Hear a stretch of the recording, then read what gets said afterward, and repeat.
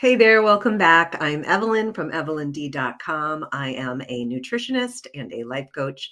And today I wanted to talk about the idea of discipline. I have a definition that I looked up in the Oxford Dictionary, and the primary definition shocked me. Here it is: discipline, noun, the practice of training people to obey rules or a code of behavior using punishment to correct disobedience. Yuck. That is like hard pass for me, okay? So a lot of times, and I know on my journey as well, I'll hear from clients or potential clients saying, I just need to have more discipline. Get started and I'm really good, and then I fall off the wagon, and then I'm bad, and I'm just lacking discipline. And when I hear that, and when I used to say that myself, like, "Oh, why can't I just have discipline?" It's when you look at this definition, you can understand why. Now, I know our view of discipline, I think in the modern world, is really not what this definition reflects. For most of us, I hope, maybe the military. But it's kind of like, why can't I just be consistent? Why can't I just stay motivated? All of those things, the things that we beat ourselves up about when we appear to be failing or not doing what we say we're going to do, when we're not in our kind of flow and integrity with the changes that we want to make. And there's really two reasons that I want to highlight here today. One is because a lot of times we're coming from a place of lack within ourselves. Like, we want to be at point B, we're at point A, and we just feel like it's not enough. So that energy of lack is not very motivating. It can be to an extent, but it definitely wanes and it's not fulfilling, because unless you address the lack, you're always going to want more, because it's like, oh, and I remember this. I remember when I would like get to my quote goal weight, and I would be like, all right, and I'd be talking to my sister and I'd be like, I just want to be now. I just want to be more tone. Like, I'm really fine with my size, but I want my skin to be smoother. I want more muscle definition. I want to be more tone. And it was just a never ending quest of not enoughness, right? Wanting more. So when we're coming at the change process from a place of lack, it's like the hungry ghost. There's never enough. Well, you always want more. Money is another good example of this as well.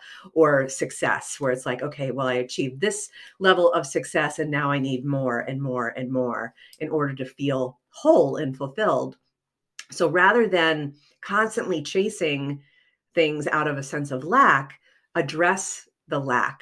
Where does the lack come from? So that's number one. Number two is when we embark on the change process, whether it's from that kind of deep, kind of true aligned place, or from a place of lack, we're often looking outside of ourselves for how to do it. And that's okay to get a little bit of guidance and to have a basic understanding. I'm a nutritionist, so I help people with that, of course.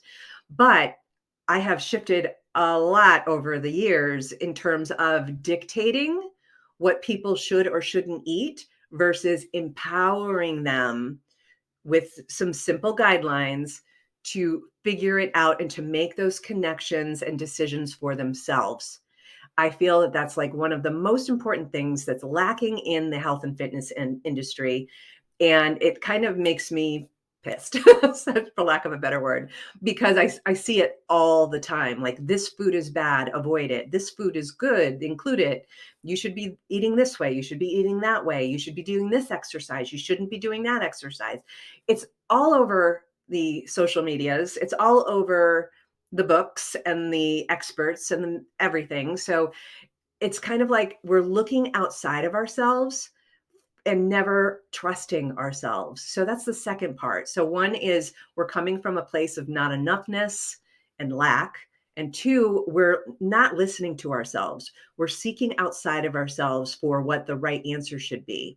So it's no wonder when it comes to our struggle with being disciplined or consistent or motivated, we wane, we struggle, we can feel stuck, because those are not a great foundation to build upon the change process. So I have an email that just came out, or if you're watching this now, it's coming out tomorrow. You can sign up for my emails, by the way. I'll put a link in the description box. But so get on that because I actually map things out. Sometimes I'll have worksheets and things like that to kind of help get some clarity. Um, so I start to more nuance the concept of discipline into four deeper aspects that will help you and me and all of us to have more success and more alignment in our change process. So the four little nuanced areas that I focus on in the email, and I'm going to talk about the first one today, is the discipline or the desire or the goal that you have. It should be self-driven, and meaning it's coming from a deeper place within you. The second thing is it should come from a place of self-love, self-acceptance. And I know there's a lot of like woo-woo stuff around self-love, but I'm going to break that down in another video as well. Today I'm just going to talk about self-driven. It should be less rigid. If you're following somebody's rules and or even your own rules and they're too much boxing you into only one way, it's going to be hard for most people to sustain that and to be disciplined with it. And then finally, it should be more aligned, more aligned. So less rigid and more aligned. And the alignment comes into play when we're kind of embodying all of these aspects into our change process. So together with all of those four, the discipline will just kind of flow naturally because you're coming from a place where it's easier and more effortless to see that come to life. So today I'm going to talk about self-driven. And all that means is it's coming from within you. And you know how I was talking about coming from a place of lack or not enoughness? In this case, like self-driven means it's coming from a place of true desire, right? Within you. Like you have a vision, you have a knowing that you are, you wouldn't desire something if it weren't possible for you. And really, so it's just really connecting with that inner knowing and getting clear on what that is. So self-driven means that we're not giving full power to the outside external influences that tell you the right way, the wrong way, do this, don't do that. Instead, we're taking basic knowledge, and it's fine to get some basic knowledge. You probably need to get a little bit of that in this confusing landscape, especially if we're talking about health and nutrition. So you have that basic knowledge, but then you step into your own connection and empowerment in terms of how you drive that into fruition. So that's what I mean by self-driven. So I had a client that was kind of struggling with, she basically was just like, tell me what to eat and tell me what not to eat. Tell me how much, tell me. And she just didn't want to take on the responsibility of her own power to figure out what that looked like for her. Now, in the end, she did, but in the beginning, she was just hell bent that I was going to just give her the exact meal plan and exactly what she should eat and portions and how to figure out how to actually prep the food. She wasn't taking any responsibility or ownership. It wasn't coming from within her. And so she was basically thinking that that was my job and not hers. And so when you kind of outsource your change process, the change isn't going to stick. I had another client that I was talking to, or somebody who's on the journey. She's not a client yet. I think she will be, but she was sharing how, she shows up for whoever she's working with on her healing journey and weight loss journey. And she is a straight A student. She will do whatever you say. If I say to eat this much protein, she will eat that protein and she will lose weight and she will feel better.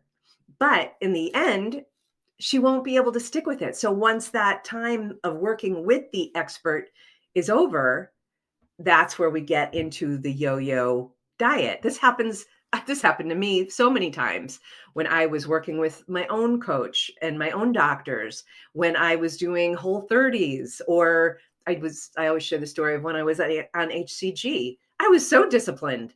I was so disciplined for 6 weeks or for 30 days or for 6 months if I was on like an AIP protocol or some sort of healing protocol.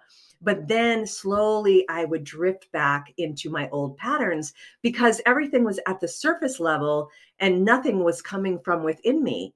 I was just following along what was being dictated to me, those food rules. And it might seem like it's an easy way, and sometimes it is part of the journey. So don't beat yourself up if you're either in that place or have been in that place, because the way I look at it, and I definitely look at this for me, is this was definitely part of my journey. I'm teaching what I am teaching today and not strict protocols and rules around food today because I had to learn that myself. And that was an important part of my journey. So don't beat yourself up if you're kind of in that place or have been in that place. It's just part of the journey. So self-driven, when you're coming from a self-driven place, discipline will come more naturally. You won't struggle with feeling stuck or with not being disciplined.